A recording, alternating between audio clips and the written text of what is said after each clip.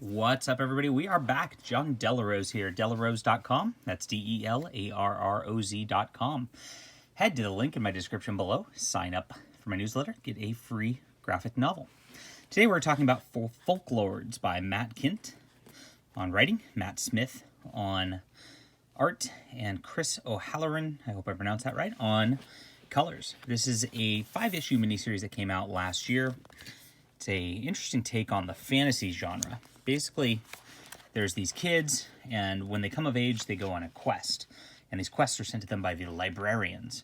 And so there's this sort of looming background where they kind of know they're in a story.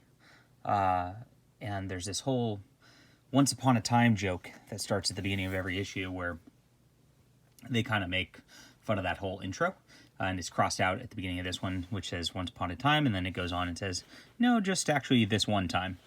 And before it goes into the Folklords thing. Now we've got this character Ansel, who is a young boy. He's about to go on a quest, and he has some weird suit and gadget. Like, he's not actually from this world, maybe.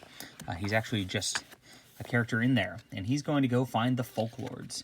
And the Folklords are, I guess, the people in charge of the world or something like that, or they're mysterious godlike creatures or whatever, writers perhaps, and they go into sort of things like that, like there's a writer's room and things like this is a Hollywood drama of sorts.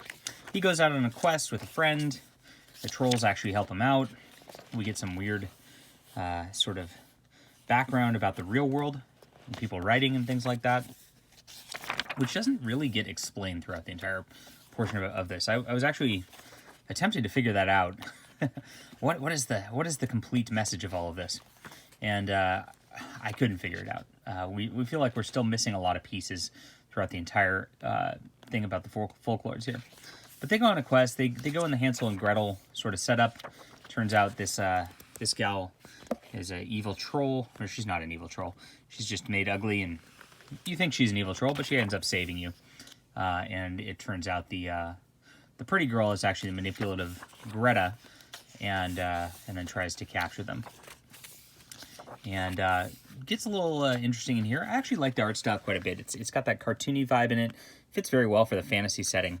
And the colors are actually really well done too. They're bright, even in these dark scenes. You don't get too dark of a vibe to it. So it creates a lighthearted air to it, which I really like. I enjoy both Matt Smith's line work and the coloring work done through here. But he gets saved, and eventually they end up at like the Folklords castle. You get this nice map here. I love fantasy maps. I'm glad that's in here. Makes me happy. As they go through, his friend betrayed him. Turns out there's some like gnomes or whatever who are kind of enslaved. It's very weird, and they end up in this library.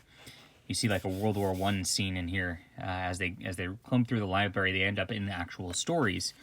And eventually they make it out. They find out there is one Folklord. I guess this is maybe the guy who created and wrote this fantasy or whatnot originally. And they meet him. He thinks he's invincible, and he's not. And they all coexist in the world together. Now, we don't really find out who Ansel is or what his background is of this whole deal.